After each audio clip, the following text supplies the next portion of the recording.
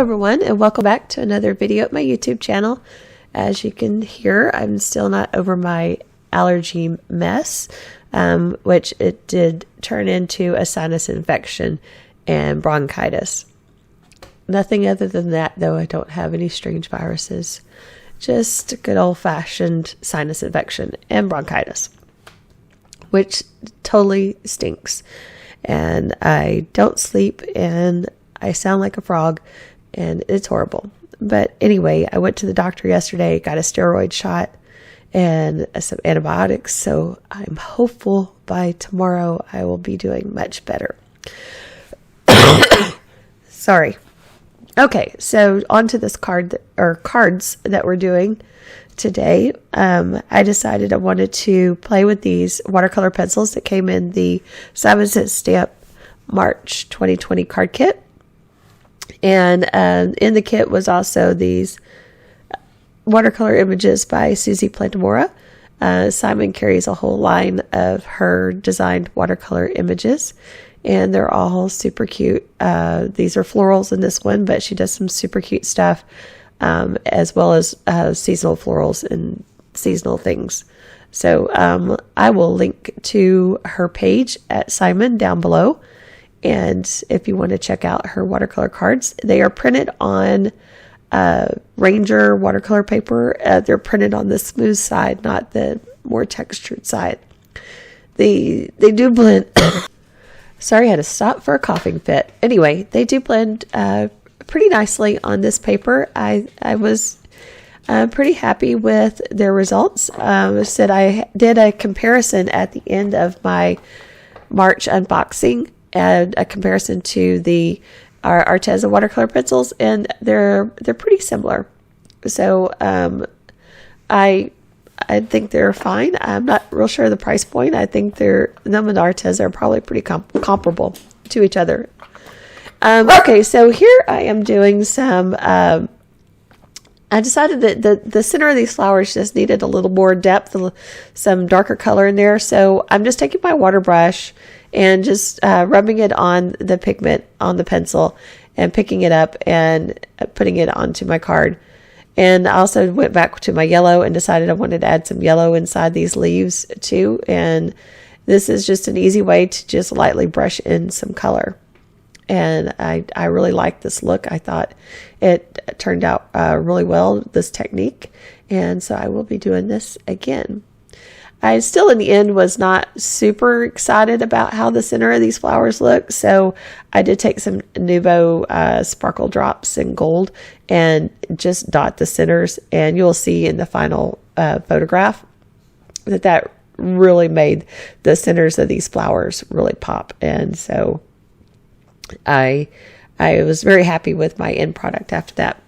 The water brush I'm using, as you see, it is Arteza. I really love the Arteza water brushes. They come in a set of 6. This is one of the smaller, or maybe the smallest detail brush, or maybe the second size up. And it goes all the way up to a really wide one. So just like everything you need in that one set, and they're very reasonable. So here I'm using some Shimmer Spray. I just wanted to give this an overall shimmery look, shine. Love anything that sparkles and shines. You just want to be sure to shake these things up really well. This is a mica spray. Again, it needs to be shaken up until you can't see the pigment settled in the bottom of the bottle anymore. So always shake that stuff up. And I decided to just take the nozzle out and just flick on some spots. And I thought that turned out super cool. I really like that. And that mica stuff is shiny too. So I get even more sparkle and shine. But we're not finished because, like I said, I will dot some glitter, Nuvo gold glitter dots in the middle of those. And I do end up adding some sequins in the very end too. So sparkle upon sparkle upon sparkle. But, you know, hey, you can never have enough sparkle and shine, right? Okay, so here's my second one that I'm doing. I decided to start with the background on this one. I just wanted a light blue around the flowers, and I kind of faded it out to nothing. And so I just go on. This time I'm using Zig Clean Color Real Brush markers. So had pencils And now I'm using my zigs. I hadn't used my zigs in a really long time. So I decided to get those out again and play with them. And I really like them again. So had a little extra water there. Just, this one thing about the watercolor, you get a little extra water, you just dab it up with a paper towel and it just kind of goes away. So I went on the centers with a light brown, and then I went back with a darker brown once it was dry. I think I kind of even hit that with my heat tool to make sure it was good and dry, because I didn't want it to blend so much. I wanted to show the definition of the insides of those flowers.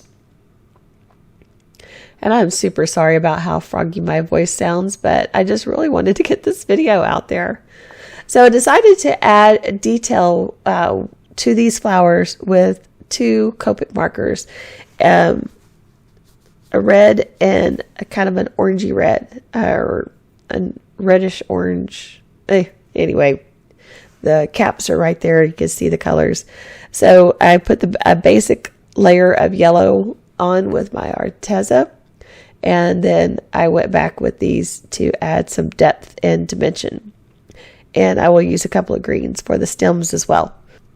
I do love the coming of the warmer temperatures and everything, but man, the spring allergies just totally get me so bad.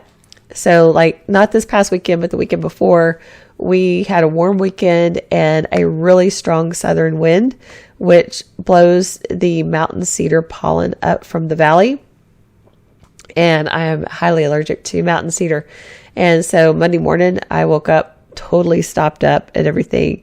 And then it just steadily developed into, a week and a half later, sinus infection and bronchitis. So yeah, fun. Okay, so here I got my gold shimmer spray, and I'm going to just flick some spots on with the nozzle again. And so there they are. And you see I accidentally touched one of those gold flicks before it was dry, and I smeared it. But I'm going to put my sentiment over it.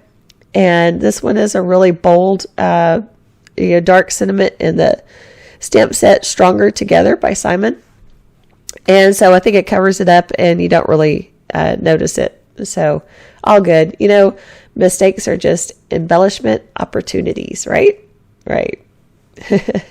So didn't need this. These are really bold stamps, so you do need to stamp them a couple of times. And of course, these were new, so you always need to stamp new ones a couple times. And then I decided to just put some clear embossing powder over it, just to make it really, bring out the depth of the black and make it shiny. Because add more shine, nothing wrong with that.